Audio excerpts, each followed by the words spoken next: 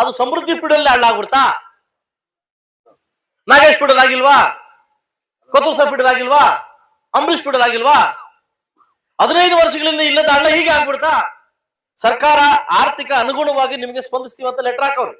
ಆ ಲೆಟರ್ ಅಲ್ಲಿ ಹೇಳಿದೀನಿ, ಇದು ನನಗೆ ಸಮಂಜಸವಾಗಿಲ್ಲ, ನೀವು ಚರ್ಚೆಗೆ ಬನ್ನಿ ವಿಧಾನಸೌಧದಲ್ಲಿ ಕರೆದಿದ್ದೀನಿ. ನಾಳೆ ಮಂಗಳವಾರ 2 ಗಂಟೆ ಟಿವಿ ನೋಡಿ ನನಗೂ ಬಿಜೆಪಿ ಮಿನಿಸ್ಟರ್ಗೆ ಗಲಾಟೆ ಆಗುತ್ತೆ. ಯಾಕೆ ಹೇಳಿ? ಚರ್ಚೆ ಕರೆದಿದ್ದವ್ರು ನಾನು.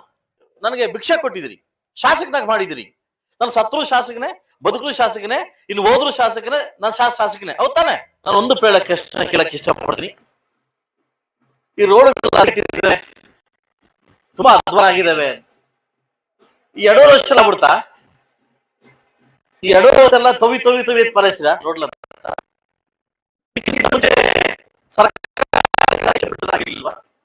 ಇದಕ್ಕಿಂತ ಬಿಡಾಗಿಲ್ವಾ? ಅಂದ್ರೆ ರೋಡ್ಗಳು ಈಗ 2 ವರ್ಷದಲ್ಲಿ ಮಾತ್ರ, ನಾನು ಬಂದಾಗ ಮಾತ್ರ ಎಲ್ಲ ಹಳ್ಳ ಆಗ್ಬಿಡ್ತಾ? 15 ವರ್ಷದಿಂದ ಹಳ್ಳ ಆಗಿ ನಿಮ್ ಕಣ್ಣು ಕಾಣಿಸಿಲ್ವ? ಹಂಗಾದ್ರೆ ನನ್ನ ಬದುಕು, ನನ್ನ ಪರಿಸ್ಥಿತಿ ನಿಮಗ್ ಗೊತ್ತು, ಹಿಂಗಿದೆ ಅಂತ ನಿಮ್ಗೆ ಗೊತ್ತು. 2ನೇ ಮಹಡಿಗೆ ಹೋದ್ರೆ ನನಗೆ ಎಷ್ಟು ಹಣ ಬಂದಿದೆ ಅಂತ ನಿಮ್ಗೆ ಗೊತ್ತು. ಈಗ ತಾನೇ ನೆಕ್ಸ್ಟ್ ಮಂಗಳವಾರ ದಿನ 12:45 1 ಚರ್ಚೆ ಕರೆದಿದ್ದೀನಿ PWD ಮಿನಿಸ್ಟರ್ನ. 13 ಕಡೆ MDR ನಮ್ಮ ರೋಡು ಹದಗೆಟ್ಟಿದೆ. 3 ಕಡೆ ನನಗೆ ರಾಜ್ಯ ಹೆದ್ದಾರಿ ಬಂದಿದೆ. 46 ಕೋಟಿ ಬೇಕಂತ ಹಾಕಿದ್ದೀನಿ. ಇದುವರೆಗೂ ನೀವು ಅಮೌಂಟ್ ಕೊಟ್ಟಿಲ್ಲ, ಚರ್ಚೆಗೆ ಬಂದ ಕರೆದಿದ್ದೀನಿ. ಈಗ ಕೋಲಾರ್ಗೆ ಎಷ್ಟು ಬಂದಿದೆ, ಮಾಲೂರ್ಗೆ ಎಷ್ಟು ಬಂದಿದೆ, ಅವ್ನು ಬಂಗಾರಪೇಟೆಗೆ ಎಷ್ಟು ಬಂದಿದೆ, KJP ಎಷ್ಟು ಬಂದಿದೆ ಅಂತ ಅದನ್ನು ಜಾಯಿಂಟ್ ಮಾಡಿ ಹಾಕಿದ್ದೀನಿ.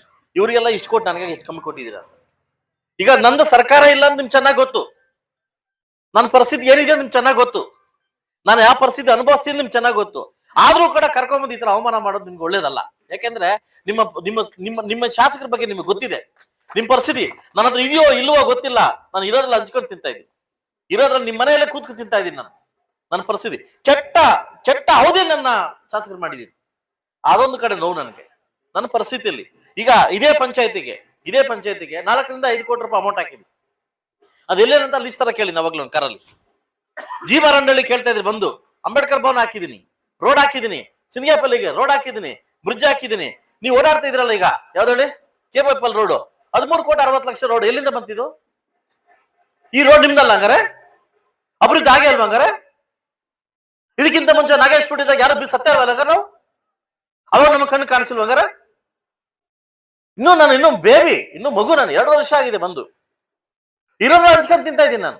ನಿಮ್ಗೆ ಗೊತ್ತು ಇದೆಯೋ ಇಲ್ಲ ಅಂತ ನಿಮ್ಗೆ ಗೊತ್ತು. ಈಗ ತರ ನಿಮ್ಮ ಮನೇಲಿ ಕೇಳಿದ್ರಿ, ನನ್ನ ಏನ್ ಕೇಳಿದ್ರಿ?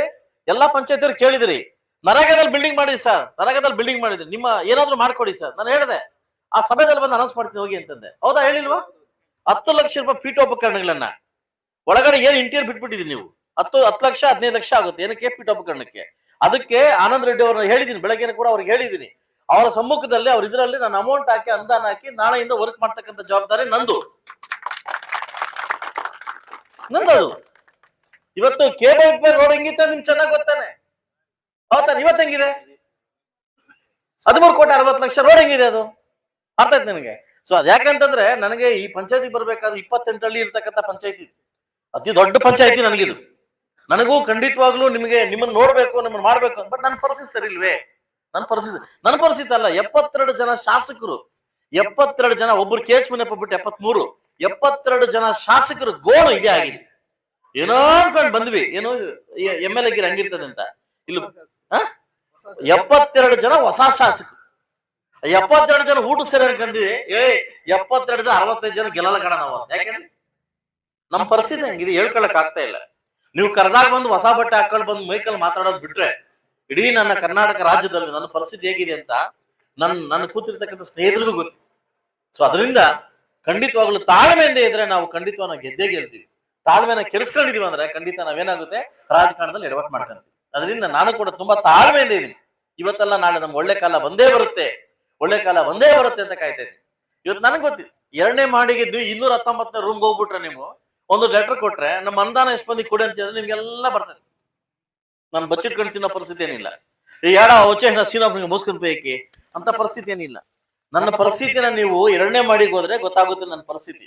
ಈ ಕರ್ನಾಟಕ ರಾಜ್ಯದ ಪರಿಸ್ಥಿತಿ ಯಾವ ಮಟ್ಟ ದಿಕ್ಕಿಗೆ ಹೋಗ್ತಿದೆ ಅಂತ ನಿಮಗೆ ಗೊತ್ತಾಗ್ಬೇಕು ಅಂತಂದ್ರೆ ನೀವು ಅವಾಗ ವಿಧಾನಸೌಧಕ್ಕೆ ಭೇಟಿ ಕೊಟ್ರೆ ಮಾತ್ರ ನಿಮ್ಗೆ ಗೊತ್ತಾಗ್ತದೆ, ನಮ್ಮ ಪರಿಸ್ಥಿತಿ ಗೊತ್ತಾಗ್ತದೆ. ಇವತ್ತು ನಮ್ಮ ಹತ್ರ ಅಕ್ಕಿ ಕೊಡ್ಲಿಕ್ಕೆ ಅಕ್ಕಿ ಇಲ್ಲ, ವರ್ಷ ಅರ್ಥ ಮಾಡ್ಕೊಳ್ಳಿ.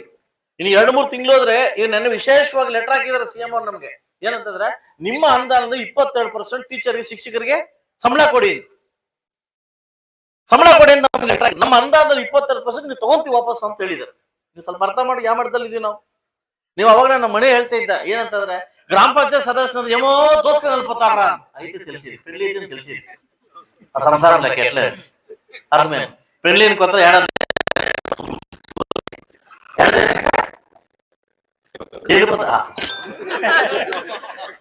ಇವತ್ತು ನಮ್ಮ ಪರಿಸ್ಥಿತಿ ನಾನು ನೋವು ನಿಮ್ಗೆ ಹೇಳ ಗೊತ್ತಾಗತ್ತೆ. ನಾನು ಇಲ್ಲಿ ತನಕ ಹೇಳ್ಬಾರ್ದು ಅನ್ಕಡೆ ಹೋಗ್ತಾ ಇದ್ದೀನಿ, ಹೇಳ್ಬಾರ್ದು. ಈಗ ಈ ಗುಮ್ಕಲ್ ಪಂಚಾಯತಿಗೆ ನಾನು ಸಾಕಷ್ಟು ಅನುದಾನವನ್ನ ಬೈಪರ್ಗೇಷನ್ ಮಾಡಿದ್ವಿ. ಐಮಾಸ್ ಲೈಟ್ಸ್ ಇಂದ ಹಿಡಿದು ಫೈಸ್ನಳ್ಳಿಗೆ ಐಮಾಸ್ ಲೈಟ್ ಹಾಕಿ ಉದ್ಘಾಟನೆಗೆ ರೆಡಿ ಆಗ್ಬೇಕಲ್ಲ ಹೋಗ್ಬೇಕು ಅದಲ್ವಾ. ಪಂಚಾಯತ್ ಎಲ್ಲಾ ಪಂಚಾಯತಿ ಕಡೆಯಿಂದ ಸುಮಾರು 9 ಕಡೆ ಹಾಕ್ಸಿದೀನಿ ಅದನ್ನ.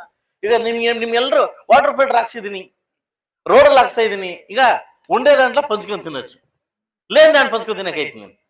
ಸೊ ಅದರಿಂದ ನಾನ್ ನಿಮ್ಗೆ ಹೇಳೋದೇನಂತಂದ್ರೆ ನಾನು ಕೈ ಮುಗಿದು ಕೇಳ್ಕೊಂತೀನಿ. ಈಗ ಅಭಿವೃದ್ಧಿ ವಿಚಾರಕ್ಕೆ ಬಂದಾಗ ನಾವ್ ಯಾರು ತಾರತಮ್ಯ ಮಾಡೋದು ಬೇಡ. ಅಭಿವೃದ್ಧಿ ಸಮೃದ್ಧಿ ಮಗನಿಗೋ ಮಗಳಿಗೋ ಮದುವೆ ಮಾಡ್ತಕ್ಕಂಥ ವಿಚಾರ ಅಲ್ಲ. ಅದನ್ನೇ ಅಭಿವೃದ್ಧಿ ಅಂತ ಬಂದಾಗ ಇಡೀ ಸರ್ವತೋಮುಖ ಮುಳುಬಾಗಲಾಗತಕ್ಕಂಥ ಅಭಿವೃದ್ಧಿ. ನಾನು ಒಂದೇ ಪ್ರಶ್ನೆ ಕಟ್ಟ ಕಡೆ ಪ್ರಶ್ನೆ ಕೇಳೋದು, ಎಲ್ಲಾ ಯೂಟ್ಯೂಬರ್ಸ್ ಒಂದು ಪ್ರಶ್ನೆ ಕೇಳ್ತೀನಿ. ರೋಡ್ಗಳಿಗೆ ನೀವು ಅದು ಮಳೆ ಬಿದ್ದ ತಕ್ಷಣ ಅಲ್ಲಿ ಹೋಗ್ಬಿಟ್ಟು ಹಾಕ್ತಿರಲ್ಲ, ವಿಡಿಯೋ ಹಾಕ್ತಿರಲ್ಲ, ಅದು ಸಮೃದ್ಧಿ ಪೀಡಲ್ಲಿ ಹಳ್ಳಾಗ್ಬಿಡ್ತಾ? ನಾಗೇಶ್ ಪೀಡಲ್ ಆಗಿಲ್ವಾ? ಕೊತ್ತೂಸ ಪೀಡಲ್ ಆಗಿಲ್ವಾ? ಅಂಬರೀಶ್ ಪೀಡಲ್ ಆಗಿಲ್ವಾ? 15 ವರ್ಷಗಳಿಂದ ಇಲ್ಲದ ಹಳ್ಳ ಹೀಗೆ ಆಗ್ಬಿಡ್ತಾ? 86 ರೋಡ್ಗಳು 86 ರೋಡ್ಸ್ ಅಪ್ರೂವಲ್ ಮಾಡ್ಕೊಂಡ್ ಬಂದಿದ್ದೀನಿ. ನನಗೆ 46 ಕೋಟಿ ಅಮೌಂಟ್ ಕೊಡಿ, ಇಡೀ ಮುಳಬಾಗಲ್ ತಾಲೂಕಲ್ಲಿ ಎಲ್ಲೂ ನನಗೆ ಒಂದು ಚೂರು ಕೂಡ MDR ಮೇನ್ ಡಿಸ್ಟ್ರಿಕ್ಟ್ ರೋಡ್ಸ್ ಎಲ್ಲೂ ಮಿಸ್ಟೇಕ್ ಆಗದಂಗೆ ಕೆಲಸ ಮಾಡ್ತಾರೆ. ಸರ್ಕಾರ ಕೇಳಿದೀನಿ, ಸರ್ಕಾರ ಆರ್ಥಿಕ ಅನುಗುಣವಾಗಿ ನಿಮಗೆ ಸ್ಪಂದಿಸ್ತೀವಿ ಅಂತ ಲೆಟರ್ ಹಾಕವ್ರು.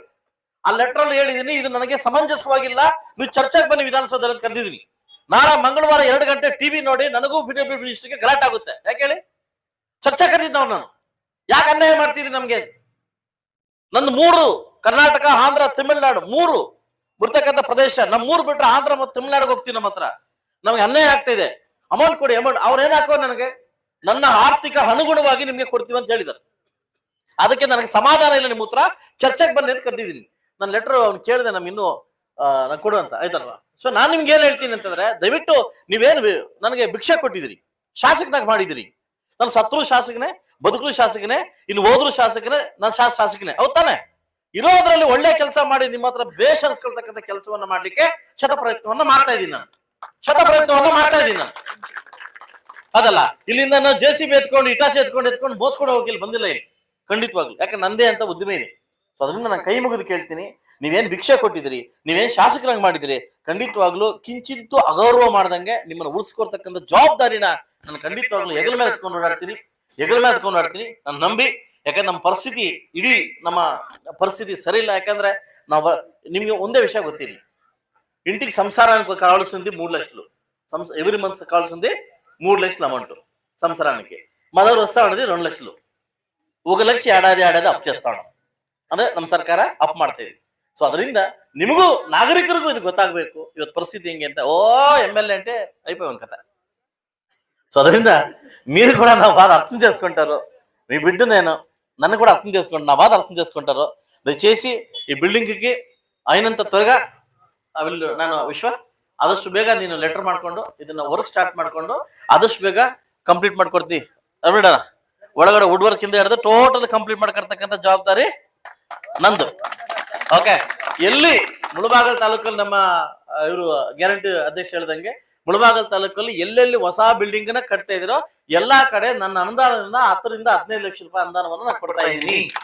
ಎಲ್ಲಾ ಬಿಲ್ಡಿಂಗ್ಸ್ಗೂ ನಾನು ಕೊಡ್ತಾ ಇದ್ದೀನಿ. ಯಾಕಂದ್ರೆ ನಾನು ಶಾಸನ ಸುಂದರಕ್ಕಾಗಲ್ಲ, ನಾನು ಕೊಡ್ತಾ ಇದ್ದೀನಿ ಅಂತ ಹೇಳ್ತಾ ಈ ಸಭೆಗೆ ಆಹ್ವಾನ ಮಾಡಿ ಸೊ ನನ್ನ ಅಭಿವೃದ್ಧಿ ಮಾಡ್ಲಿಕ್ಕೆ ಎಚ್ಚರ ಮಾಡಿದಕ್ಕೆ ಇನ್ನು 2 ವರ್ಷ ಖಂಡಿತವಾಗ್ಲೂ ನಾನು ಇಲ್ಲೇ ಇದ್ದು ಶತ ಪ್ರಯತ್ನವನ್ನ ಮಾಡಿ ಅಭಿವೃದ್ಧಿ ಕೆಲಸ ಮಾಡ್ಲಿಕ್ಕೆ ನಾನು ಮಾಡ್ತೀನಿ ಅಂತ ಹೇಳ್ತಾ ನನ್ನ ನಡೆಗೆ ಹಳ್ಳಿ ಕಡೆಗೆ ಅಂತ ಹೇಳ್ದ ಈ ಸೆಷನ್ ಮುಗಿದ ಕೂಡಲೇ ನಾನು ಡೇಟ್ ಫಿಕ್ಸ್ ಮಾಡ್ಕೊಂಡು ಫೆಬ್ರವರಿ ತಿಂಗಳಲ್ಲಿ ಮುಗಿದ ತಕ್ಷಣ ಎಲ್ಲ ನನ್ನ ಅಧಿಕಾರಿಗಳನ್ನ ಇಟ್ಕೊಂಡು ಏನೇನ್ ಬೇಕೋ ಎಲ್ಲಾ ರೀತಿಯ ಸಲಕರಣೆ ರೆಡಿ ಮಾಡ್ಕೊಂಡು ಸೊ ಖಂಡಿತವಾಗ್ಲೂ ಅಲ್ಲೇ ಬಂದು ಹಳ್ಳಿ ಕಡೆ ನನ್ನ ಹತ್ರ ಎಷ್ಟು ಐಮಾಸ್ ಇದಾವೆ, ಎಷ್ಟು ವಾಟರ್ ಫೀಲ್ಡ್ ಇದೆ ಅಂತ ಅಲ್ಲೇ ಸ್ಪಾಟ್ ಅಪ್ರೂವಲ್ ಕೊಟ್ಟು ಖಂಡಿತ ಬರ್ಲಿಕ್ಕೆ ನಾನು ರೆಡಿ ಇದ್ದೀನಿ ಅಂತ ಹೇಳ್ತಾ ಅವಕಾಶ ಕೊಟ್ಟಿದ್ದಕ್ಕೆ ಎಲ್ಲ ನನ್ನ ಪ್ರಮುಖ ಗುಮ್ಮಕಲ್ ಪಂಚಾಯತ್ ಎಲ್ಲ ನಾಯಕರು ಕೂಡ ನಾನು ಅನ್ಸುತ್ತಾ ಸೊ ಖಂಡಿತ ಅನ್ಸುತ್ತಾ ನಿಮ್ಮ ಏನು ಪ್ರಕಾಶನ ಹೇಳ್ತೀನಿ ಇದಕ್ಕೆ ಯಾವ ದಯವಿಟ್ಟು ಯಾರು ಒತ್ತು ಕೊಡಬೇಡಿ.